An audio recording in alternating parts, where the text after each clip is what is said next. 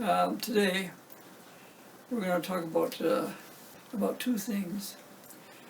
The first thing that we'll talk about, you may know about, and some of you may have even done it, but for the most part, 90% of people like yourself in foreign countries, and maybe to a certain extent in Japan, don't do it.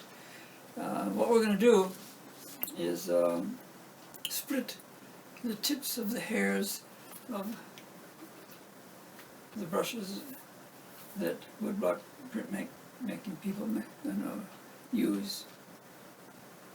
The brushes are made out of horses' tails, hairs. We don't use the mane. The mane is used by the people who paint silk, the kimono and things like that. And so that's a different brush. Same horse, but it's a different brush. We use the tails, and it's a better hair, but we can't use it the way it's made in this condition. What we need to do, and what you pay for, and when you pay for an expensive brush, it's been done already, is to split the tips of all of these hairs. One hair is like this, but it doesn't hold the pigment correctly or handle it. You need to split this tip so that you get one hair that begins as one hair but has three ends three splits on the end. That's what you do when you buy a quality brush for a cheap price, because it hasn't been done yet and you have to do it. It's really troublesome. It takes a long time, and you have to know what you're doing, and that's why the cost of this brush, the cost of this brush was more, because it had been done already. However, in the old days, ukiyo-e days, each printer got his own shark skin. The shark skin, as you probably know, the scales are only in one direction.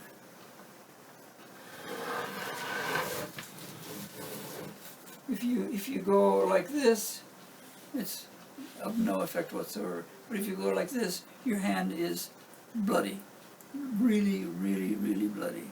Even if you go just slightly, which you can't do and you shouldn't do. The shark's scales are that sharp and that thick, and so many of them that you'll be very sorry that you tried that.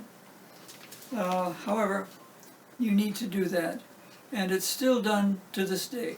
I bought one of these several years ago, and I still keep it. I don't use it anymore because I've advanced things, which you'll find out. But it's still being used, it's still for sale, and it's still one of the most interesting traditional stages in the Japanese version of woodblock printmaking. The brush is not dampened, it's dried, and you hold it like this.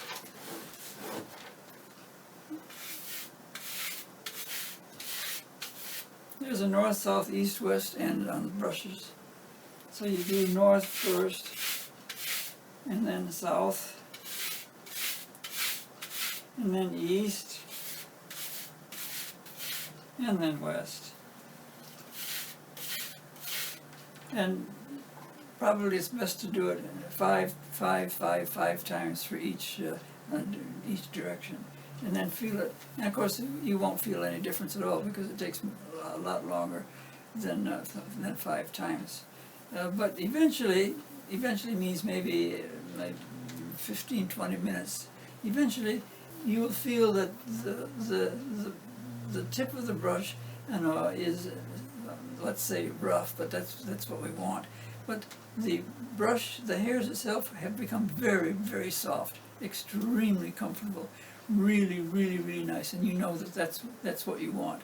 And you'll use this brush for a while, for a long time. But if it's your favorite brush, if it's a brush that you use really, really often, you'll have to go back to your shark skin once more and because the tiny ends of of each hair will have worn down, and do the whole thing again. It's still being done today. In Tokyo and in Kyoto, there are professional printmakers, woodblock printmakers, who do this.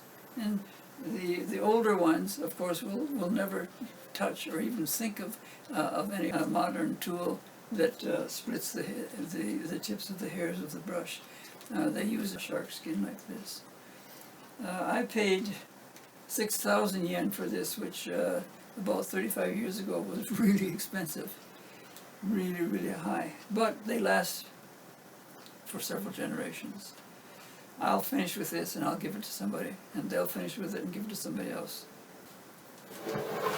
If you are not too happy with that choice and you want to do something a little bit easier, the next choice would be a really rough sandpaper. This is a 30, and that's really rough. In one way, it's rougher than this, although you can go back and forth and left and right all over with this one. The company in Tokyo that is now the #1 brush making company uses the electric sandpaper machines to split the hairs of the brushes. And of course it's going around like 100 times a second or something like that, and it takes much less time to split the ends of each hair. I know about this and I've seen it, and it's not interesting for me whatsoever, but anyway, it's done by some of the professional brush makers. I don't know about the professional print makers, but the brush makers do it this way because it's so fast. The next choice would be a pierced metal sheet like this, and this comes from Michigan in America. So I'm quite proud to own it. But the company went out of business. So all right, okay, we know the story of that, and so I don't use this anymore. But the timing was really, really good because I found then the next sheet, and this is not rolled; it's flat, and the sheet that you buy is actually twice that size, and it's not expensive at all, and it lasts forever. And this is the sheet that I have used for a very long time. In fact, I still use it to this day.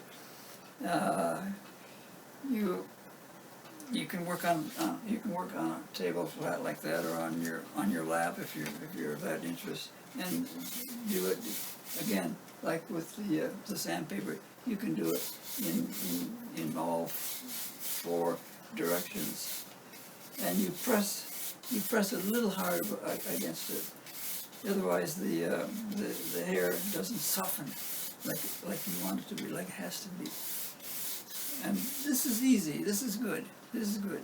You can use this for slightly larger brushes. But if you have, and I do, if you have a brush that's this long, then you will want to have the original sheet, which is twice this size. And in a case like that, you can go all over it for all day if you want to, and you get the job done, very quickly. This is good. This is very, very good, and it's sold not only from this studio, but it's also sold in America. The name of the company in Portland, Oregon, that sells almost everything that woodblock print people need, including the wood and the paper, is McLean's in Portland, Oregon, and they sell this same material, this same it's a kind of a sandpaper, but it doesn't wear down. It lasts for a long time. So if you live in America and you want to do this, you want to split the hairs of your brush, then contact them. The next thing, however, that you're going to learn today is how to not have to use this every 6 months or a year and a half. If you use this brush only once a year, you don't need this. You don't need this at all. And the way to use this is quite different from the traditional way. It's the way that I have found to be better, much better than the so-called traditional way. This is hardly a traditional tool, since it came out only like a year or a year and a half ago. But it's common, and it's good. It's really, really good. You cannot, and you should not, and there's no need to devote your brush collection for 1 or 2 days to re-splitting these hairs. There's a better way, much, much better way. And I'll tell you about that in 1 minute.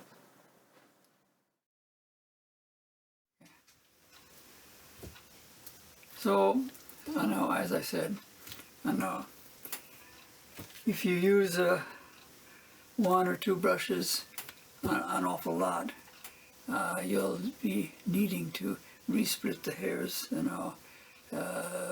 depending on your professionalism, twice a year or maybe once a year is enough.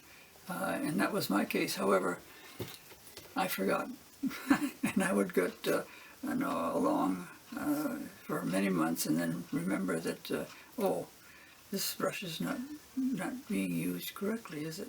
And I had to resplit the hairs, and that bothered me. So I was wondering, what can I do to solve that question? And it occurred to me just by thinking and by experience that yes, there is a way. There is something that we can do that will improve the tools and reduce your work.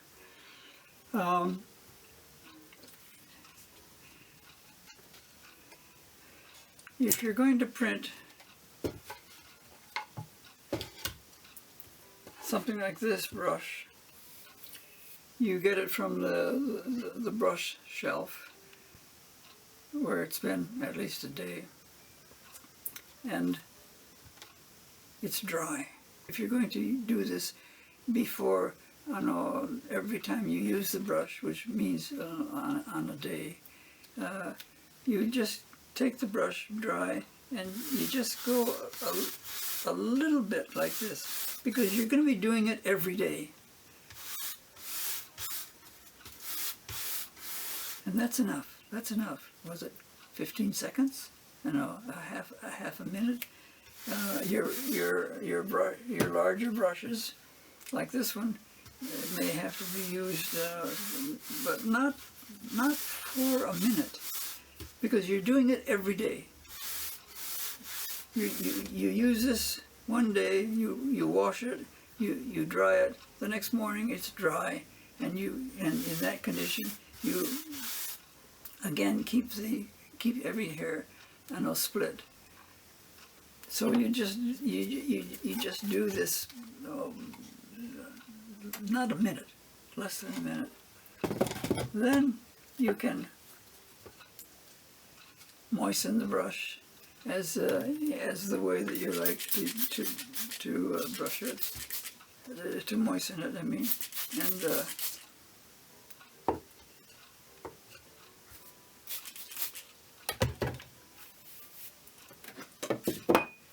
and then go printing. That's it.